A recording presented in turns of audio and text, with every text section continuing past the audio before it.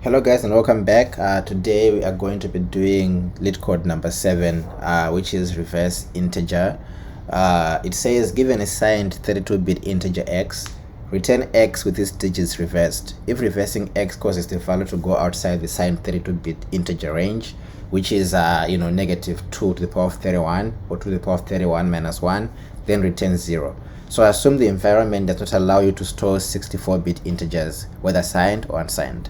Then you are given some examples. Example 1, x is equal to 123 and the output becomes 321 because this number read backwards is 3, 2 and 1. So that's why we return this result. Then you're also given negative 123, which becomes negative 321. And then you're also given 120, which is 21, because this 0 doesn't actually affect anything. Then you're given some constraints that this number is going to be within the integer range. So that's something to keep in mind as we solve this question. So the approach that we're going to take in this question is going to be pretty much simple. We're going to leverage the modulus. So suppose you're given, the first example, which was 123.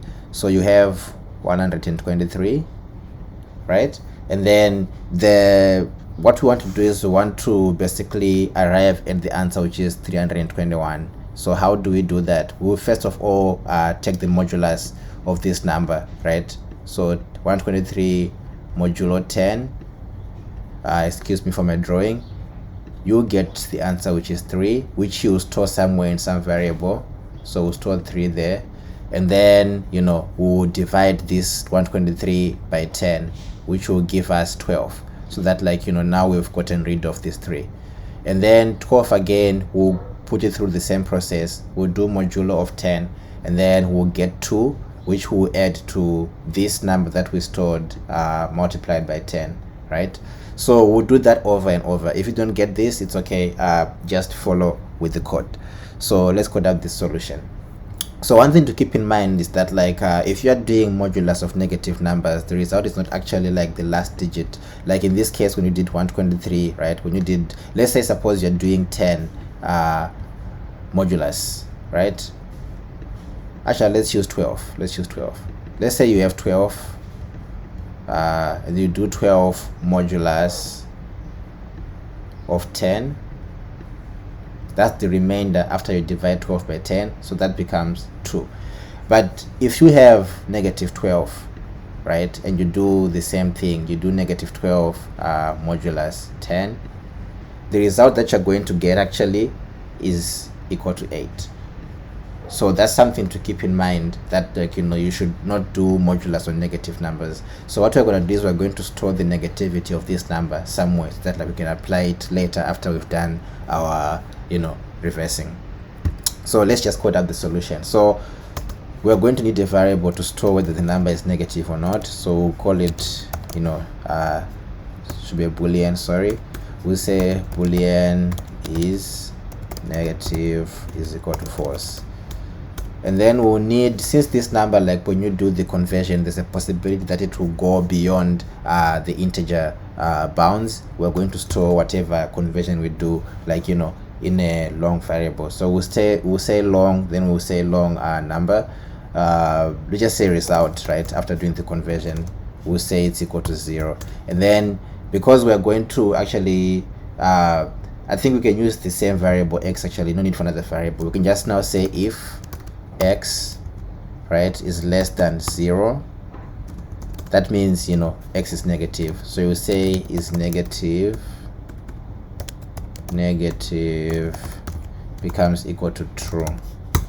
And then you want to basically make sure x becomes positive now for proper modulus operations.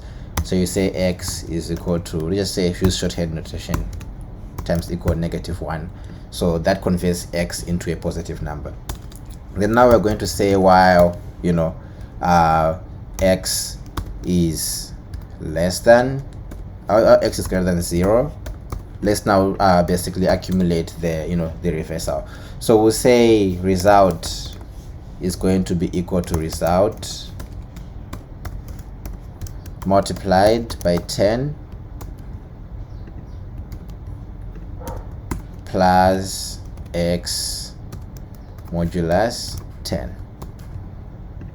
And after this operation, right, we're just going to say x is equal to x divided by 10, and we can use shorted notation again. So x divided equal to 10, like this. So that, like, you know, if you had 123, now x becomes equal to 12, and we keep on going like that.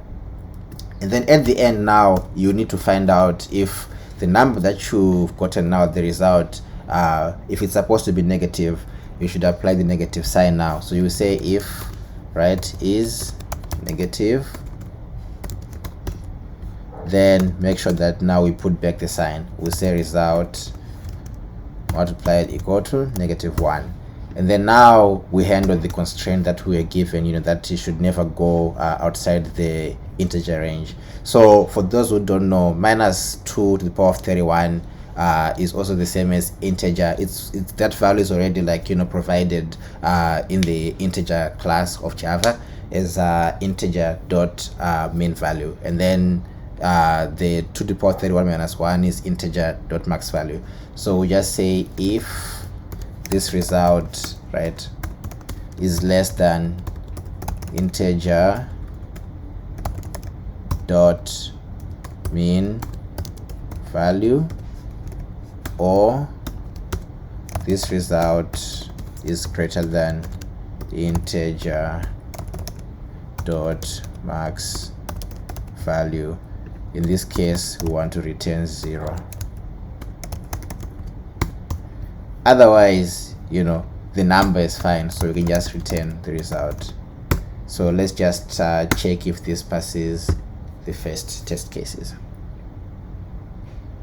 So, oh yeah, so since this is actually, like, supposed to be an integer, we need to do that conversion again when we return. So now we know that it's within the bounds. We can just cast it to an integer and return it. So let's run.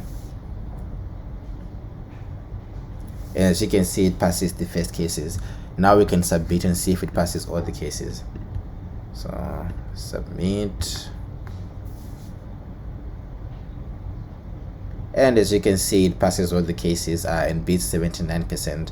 So there are obviously other solutions which can be used to solve this question, which might be faster or slower. For those who have suggestions or other ways of solving it or questions, please post in the comments. But until then, goodbye and see you in the next video.